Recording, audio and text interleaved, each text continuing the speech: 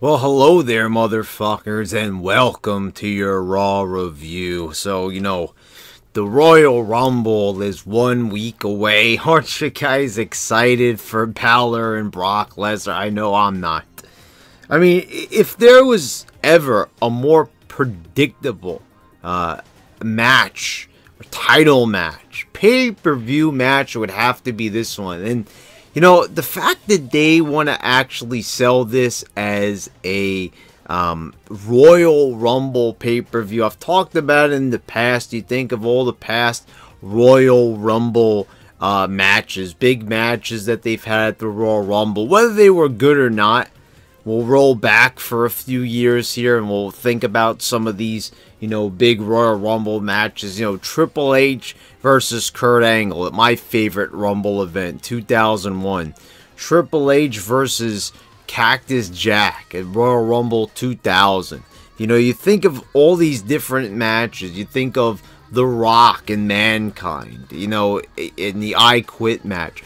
So many classic, iconic matches. And, what do you got in 2019? Like, when you think of, like, the future, why is it that everything, when we always thought about the future, we always thought things were going to be better, kind of the same mindset of, like, Back to the Future Part 2. Everything was going to be bigger, better, more technologically advanced. And, then you got this wrestling product. And it's like this doesn't feel like 2019. This doesn't feel like it's advanced. This feels like, more cartoonish and more corny than anything that we were ever getting during 1995. Now I know this has been a constant debate. Is the current product worse than 95? If you ask me, I say yes, because at least the product was fun. At least you had some hard workers back then. I'm not saying that the workers now are not hardworking, but there was more fun, and at least you had Shawn Michaels and Bret Hart back then. I will say that. At least you had those guys working for the company, amongst some others. Now you don't have any of that. You don't have any good entertainment going on in this product. It's boring from start to finish, and this show was no different. You go to the show and you see the potential for a lot of stars, but then you look at like how they're being utilized, and well, I mean, it just kind of speaks for itself. We start off with Paul Heyman, of course, cutting another promo. Another Heyman-like promo. We get it. Brock Lesnar's great. He's going to beat Finn. Finn is small. Brock is big. He doesn't deserve to be in the ring with him. Yeah, I know. He doesn't. It's like they know that he doesn't belong in there with him, but they're going to put him in there anyway. And the thing is, it's like, then Vince comes out and he says the same thing, the David versus Goliath thing. And, something, it's like the David versus Goliath thing. It was done with Rey Mysterio versus The Big Show. They had that match at least a dozen times. The thing is, it's like, Finn Balor, it doesn't have the charisma or the allure or the legacy of a Rey Mysterio. And it's so funny. It's like, okay, why is Finn Balor like getting this type of spot, like this opportunity to wrestle at a big Royal Rumble pay-per-view match? And Rey Mysterio, meanwhile, is rotting away, getting beaten by Almas, who's a guy that, Almas is talented. But we all know that he's only going to last for a few more months before they get rid of him and move on to the next flavor of the week, flavor of the day even. So, it kind of confuses me why they would do, like, why would, Rey Mysterio, he's an amazing legend. And I don't get where their priorities are. If you try to figure it out, you're going to end up probably giving yourself an aneurysm. I'm just going to be perfectly honest with you guys. So, Balor comes out, Braun comes out, bunch of arguing ensues, and Braun says that he's Balor better beat him and he's gonna get a title opportunity down the way. And hearing Braun say that he's gonna beat Brock, didn't he already have a match against him at No Mercy right back in 2017? And Didn't he fail at it? Wasn't he also involved in another triple threat match with him and he failed with that? He couldn't beat Roman. I mean, like, it's just, how many times is this big monster gonna fail before we don't take him serious anymore? And I'll tell you when. Right now. Because I don't. I mean, I like the guy. He's talented. But, you know, when he eventually does, if he ends up winning the title, which he probably won't, it's gonna probably be like a Bray Wyatt thing. You know, remember like how sad that was, how bittersweet it was? It was like, you know, you were happy for Bray Wyatt because he got the opportunity to finally win the title, but then it didn't really mean anything because the thing is, they waited so goddamn fucking long to give it to him. It kind of defeated the purpose of even being a champion because they beat him down for so long, then all of a sudden he just won the belt out of nowhere. And that's how it's going to be kind of for Braun. And you know how you could really kind of tell that they're not dedicated to this guy? Look at the end of this match. It looked like Balor was going to beat him again. They've done it in the past, but then they kind of stepped back a bit with Balor. Look, it looks ridiculous. When they did the Rey Mysterio versus the big guy matches, Ray would get his ass kicked through like the whole match pretty much and then have like a little bit of a comeback. You know, here it's like, you know, Balor is on level playing field here with Braun, and quite frankly, it's fucking ridiculous. So they better not have like where they had Daniel Bryan getting his ass thrown around by Brock and AJ getting his ass thrown around by Brock and Finn Balor. You know, if he's gonna like stand there and go toe-to-toe with Lesnar and not get his ass thrown around, I mean, then it's ridiculous. I think I probably will turn the match off, to be quite honest. I really think that I can't sit there. I can't sit there and watch such a fucking ludicrous match like that. So they better just at least do something that makes a bit more sense. At least like have, you know, they could give him a little something in there maybe in the beginning, have him hit some of his signature spots because, you know, he's got to get his shit in. They could do that type of stuff, but don't show me like even Stevens one-on-one or anything like that. You know, because even I will admit it was a bit unrealistic at Survivor Series, seeing Daniel Bryan, you know, get a few kicks into the head, and that was enough to kind of turn the tide during the match. So, you know, with Balor, it's going to be even more ridiculous. So Lesnar jumps in the ring and he saves Braun from getting beaten by the almighty Finn Balor. Oh my god, he's able to topple a guy who's like 6'9", 6'10". I mean, wow. I mean, you know, it's so incredible. I mean, like, you gotta be fucking kidding me. I mean, just the visual right there. That stupid ass finisher of his. I mean, who the hell, I gotta know in the comments, who actually likes the coup de grace? Who actually sits there and says that the coup de grace is actually a good move? Like, that's a move where you're like, oh man, that's awesome. I mean, like, no, it's not awesome. It's a pretty fucking lame move, and it never, ever looks good. So then we had Bobby Lashley in a pose down with Apollo Cruz. And, you know, it's like, I don't get, like, they do these 1,001 different tries with Apollo Cruz. Look, the guy's got a great physique for somebody his height. You know, he's talented in the ring. He does some good high-flying moves. But for God's sakes, can we stop already? It looks kind of pathetic, like, try number 1. Try number 2 with him. I mean, what did they do last time? Remember they tried to make Apollo Cruz seem cool with like Elias, and it did not work, and then they quickly changed their minds and just had him job out to Elias like the very next week. So they end up having a match after this, you know, just lame pose down that just seemed like filler to me. I mean, oh, we're just gonna like pose here real fast, and then we're gonna just stop that and just have a plain old match. And I understand that, like, you know, they made like Apollo Crews couldn't hold him up, but Apollo Crews had Lashley over his head.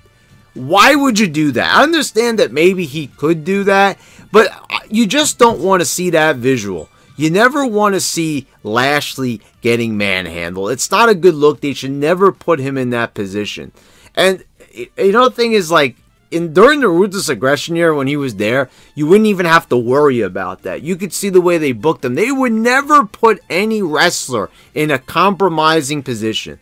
And I will say this, you know, you could say Attitude Era. Not enough people talk about the Ruthless Aggression era, when it was definitely not as good, but it certainly had many bright moments. And they still kept true to the way that, you know, you would perceive wrestling to work. And you would never see a smaller guy, despite, you know, how good his physique is, lifting up a much larger man over his head. It just, you know, that just wouldn't happen. You know, you just wouldn't see that. And it's a little bit, you know, think about it.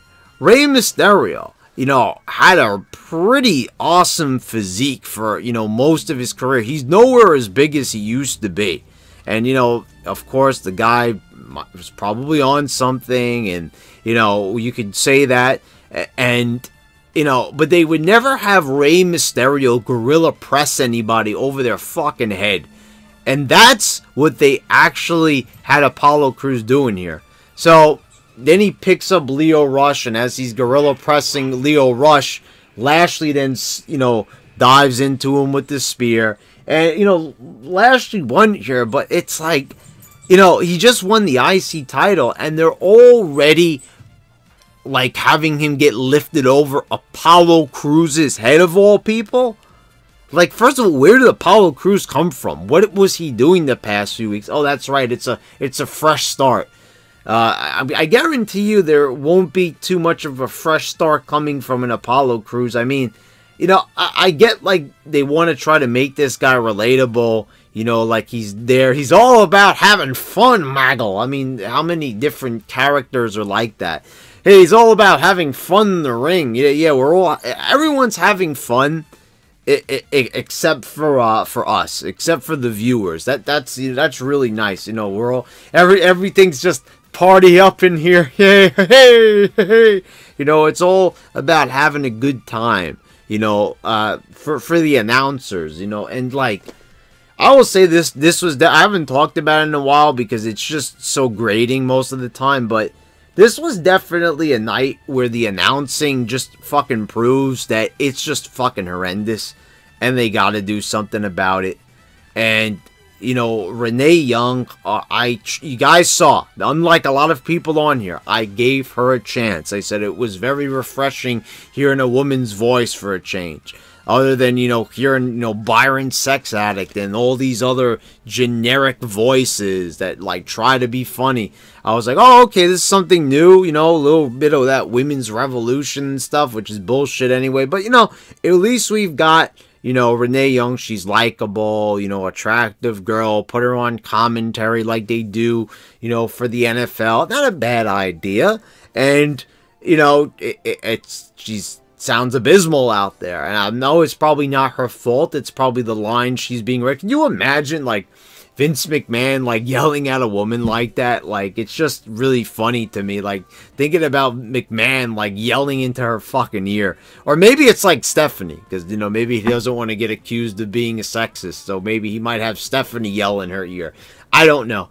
But it's like, you know, you always hear, like, I'll get to it a little bit later on about how just dreadful Michael Cole is, because we haven't talked about it in a while. And this show's so boring, I need something else to talk about, quite frankly. Then, up next, it's everybody's favorite part of the show, because, you know, he's just such an awesome, you know, linguistic master. You know, he's just the master of promos, you know. I'll tell you, if there's one thing I look forward to on every episode of Raw, it's not the hard-hitting action. It's not the athleticism. It's not sitting there hoping, praying that Bobby Lashley's going to do his bent-over, you know, ass-in-the-sky pose. No, it's Seth freaking Rollins. That's who I look forward to. And, you know, apparently, you know, Rollins is the everyday middle-class guy. And I'm listening to this promo here. I could have been a truck driver. I could have been working in a factory. You know, just, like, this, like, he was trying to, like, introduce himself to the crowd who he was, like he was some type of rookie upstart, like this was his first few weeks in the WWE or something like that. And I'm just kind of saying to myself, like, what are they doing here? He's trying to, like, sell us on who he is and everything.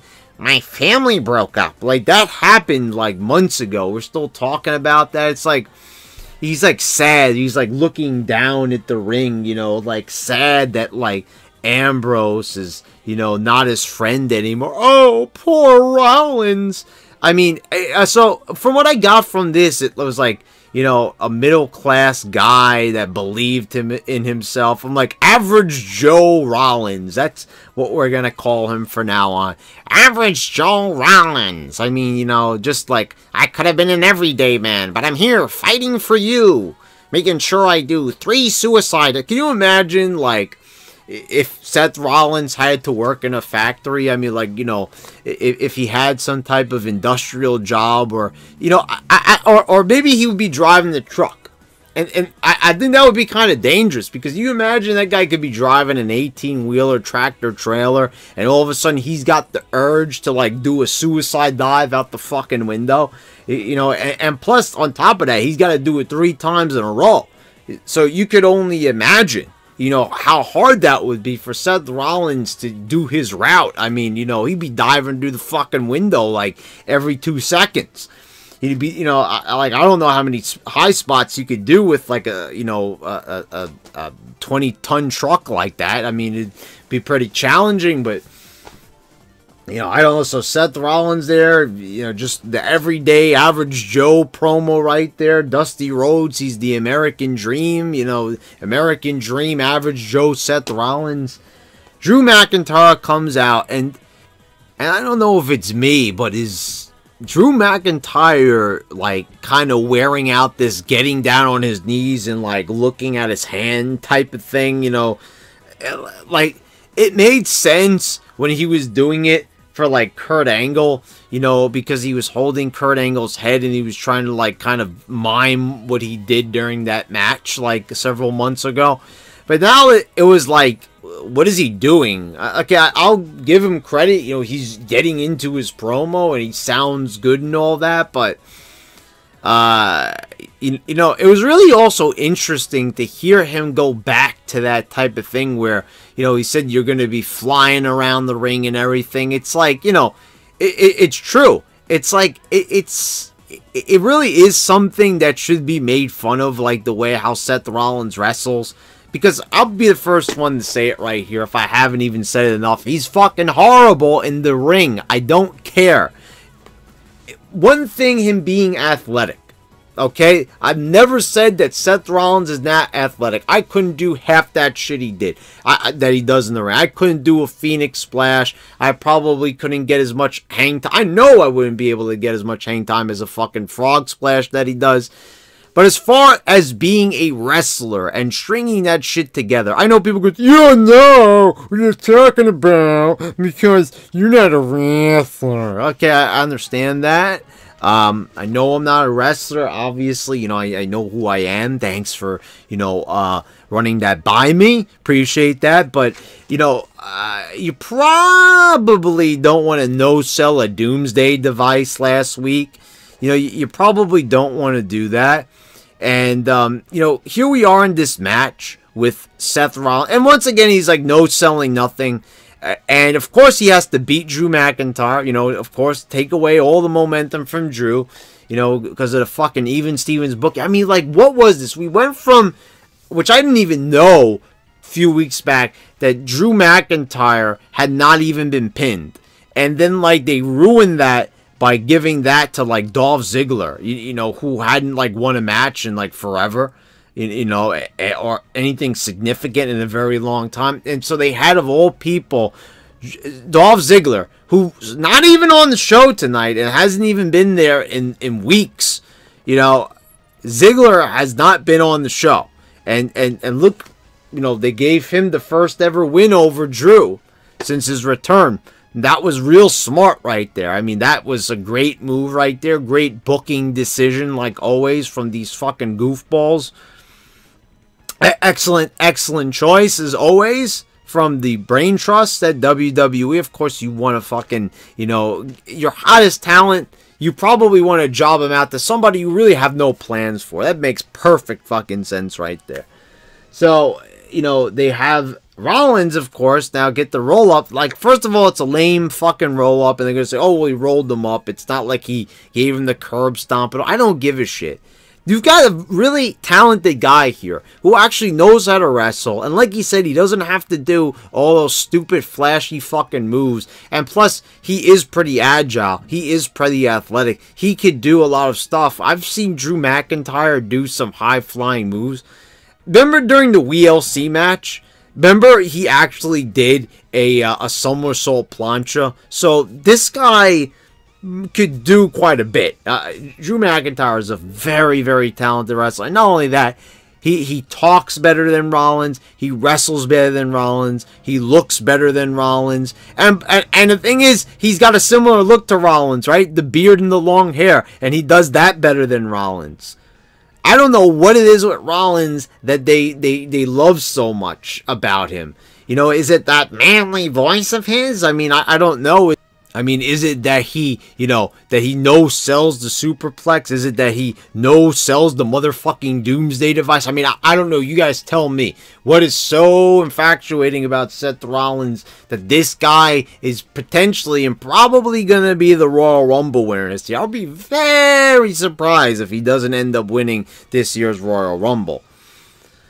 So, let's move on. The Lucha House Party defeated Jinder Mahal and the Singh brothers. You know, once again, you know, Jinder is outside making his facial expressions. You know, like, man, could they make this guy look any worse? He's out there, like, fuming. Like, these guys are, like, making him look like a fucking retard. Why don't he get rid of the Singh brothers already? Why don't they write that into the show? They did it, like, on some episode of, like, Raw or SmackDown when he beat up, like, one of the Singh brothers, and then all of a sudden he got back with them again.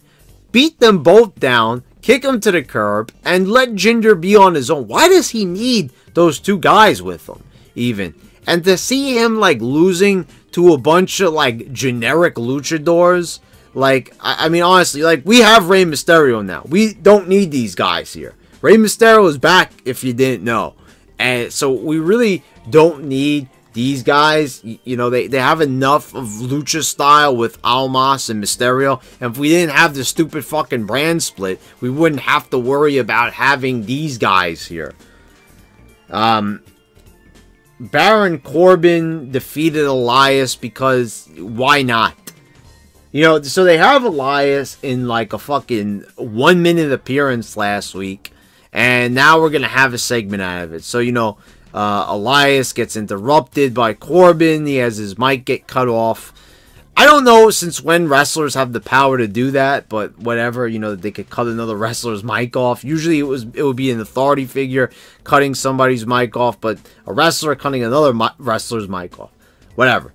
I guess that's something you do. That's the story they wanted to tell tonight. Whatever. Okay, so, you know, there's a bit of entertainment to be had here. I like both of these guys, but where are they going with this? We've been seeing Elias and Corbin, like, trading victories. First of all, I don't even know. Did Elias ever even beat Corbin before? I know Corbin's beat him.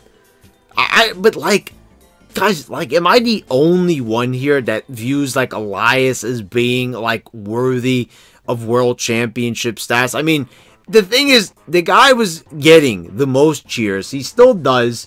They really fucked up his momentum big time. This guy should have been on the top a year ago. It's like the same thing like with Braun. I mean, man, they're so fucking stubborn that they want to build stars on their own terms and what they view as being a star. I mean, the one who ends up looking the best out of everybody, even with the evens, is actually Seth Rollins, of all people. So they've, like, built this guy up.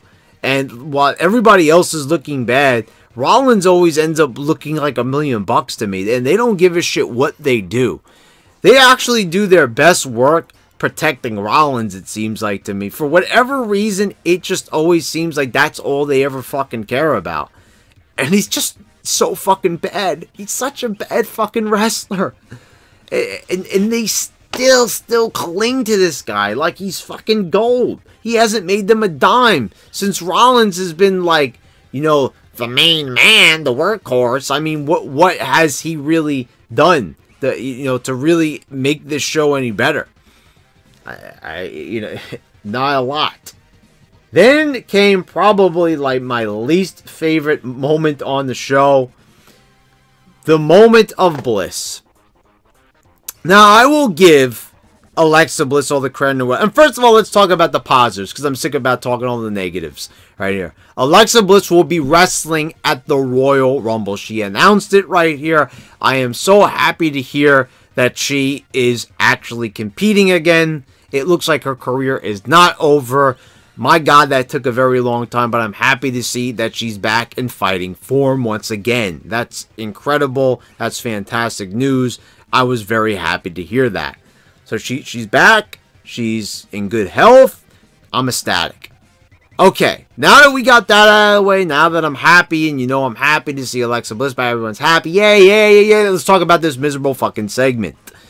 So, what can really be said first here? Besides Nia Jax, oh, Alexa, I'm going to win. It's not a question of if, when. Okay, like Starbucks girl that's obviously had a few too many pastries is here. And, like, my God, take the mic away from her. It's ear grating. It's horrible. I mean, honestly, like, it really is like standing in the line at fucking Starbucks. It's that tormenting. I mean, this is auditory torture if I ever heard it before. And out comes Ember Moon, which I don't know what it is, but like her voice doesn't match like the character she's supposed to be. And whatever character that's supposed to be, I don't fucking know. But she comes out and it's the same thing. She was like, I'm gonna win the Royal Rumble. I mean, just like, my God, the voices on these girls. Oh, God, the grating, torturous voices of them. My God, oh, jeez, torture. And then, like, the girls just start pouring out of the fucking back. And it's just like, then Alicia Fox comes out and she was being a little bit entertaining. I'll give her that. Mickie James comes out of the fucking nowhere. We haven't seen her in a few weeks. And then all of a sudden it just dissolves into fucking just an outrageous mess. And all the girls are bickering. It was kind of like, what was it when they were trying to decide who was going to be facing Ronda Rousey for the title or something, and they were all doing the same thing, who's going to be the first one, and they're all talking over each other, and it's almost like, it's almost like a cartoon, really like when everybody is just like all out of sorts and everything, and everybody's arguing, and then she gets up on the chair and, like, silences them all. I'm like, oh, my God. Like, this is so fucking corny. It's like, who really sits there and watches this or, like, laughs at it? And then out of nowhere, what's her fucking name? Lacey Evans comes out of nowhere. And it's like, I don't understand what all the hype is with this girl. I mean, she looks good. Like, she's got that whole 1940s vibe going on with the big long hat and everything, and she looks like she's straight out of a black and white movie. She's supposed to be kind of like the post World War II era gal, and she's the way how she delivered her lines, she was like a robot. Alexa, I'm going to win the Rumble because I'm a classy lady. I mean, just like, alright, she's wearing the clothes. She looks like she's a character, but does she sound like a character? I don't know. She just didn't really sound like she was comfortable there or something. I just like, first of all, this was pure cringe. All of it. Every single moment of it. The only thing I was happy about is that we heard that Alexa Bliss is finally ready to wrestle again. Thank God for that. But you know, this was Lacey Evans that everybody hyped up from NXT. I mean, I'm going to say that, you know, they put her in a bad spot anyway. This was not the perfect spot to debut. I mean, like, what kind of spot was that? You come out of nowhere at the end. So all the girls are there. And I understand maybe that was supposed to be the juxtaposition there. That they had, like, all the girls, like, you know, acting unruly. And then she kind of comes out and just faces her one-on-one all classy. So, but it was like, you know, why don't they do something better than that? Why don't she come out like Eminem style? Remember when all the photographers would come out and, you know, what are they, too fucking cheap? Could they not hire a couple of fake paparazzi fucking people to flash some cameras or some fake cameras even? Just all that's all they got to do, flash. Like, is that like too much money? Oh, I know we can't do pyro. Oh, can't do pyro. But, you know, it's like, they could have done that. They could have made her seem like she was something important. There could have been people waiting for a limo, and you could have been like, who's that? And then it's Lacey Evans. I mean, you know, that's basically all I'm asking for here. You know, it's not a lot. They used to do this in TNA, for fuck's sakes, with the limo. Heavy machinery, because they haven't been goofballish enough. They defeated the Ascension here. I don't see what's so great about this team. For, you know, all the marks online, the smarks, heavy machinery is great. Like, okay, they look like two guys that probably could be cool, but like, I don't know, they're like supposed to be like, they're doing bushwhacker moves. Like, really? Like, this is 2019, motherfucker, and you're doing bushwhacker. I'm not saying I don't like the bushwhackers. I will always be a fan of those two charismatic individuals. Luke and Butch, obviously, two legends. But it's like, why are we copying old gimmicks from the 80s that are done better by the originals? You know, you can't think of, like, their own personalities. Like, they gotta, like, you know, stoop to that level of, like, copying a far more, you know, over team. And, like, the finisher looks sloppy as fuck. I don't even know what the fuck that's supposed to be. It's a cross body, and all the other guy is doing is, like, touching his back to, like, give him momentum, but it ends up looking like shit. Michael Cole is like, he's laughing during the whole thing like a moron. You know, like, because that's all it's about, right? It's all about having fun, because, you know, we're not allowed to have fun. God forbid we have fun during a fucking wrestling show. But, you know, these guys are having the time of their lives. You know, they're everyone, yay! Like, they're all fucking celebrating this shit. Like, it's like, this is like a big party or something like that. It's not a party. It's a fucking nightmare. It's depressing. It feels more like a fucking funeral as I'm watching the death of one of my favorite, you know, pastimes. I mean, Jesus Christ. Chad Gable and Bobby Roode defeated the Revival thanks to a fast count from Kurt Hawkins. He volunteered to be referee after Vince McMahon, you know, said that he's lost too many matches to be put into another match. He said he could, you know, he wants to be put in the Royal Rumble.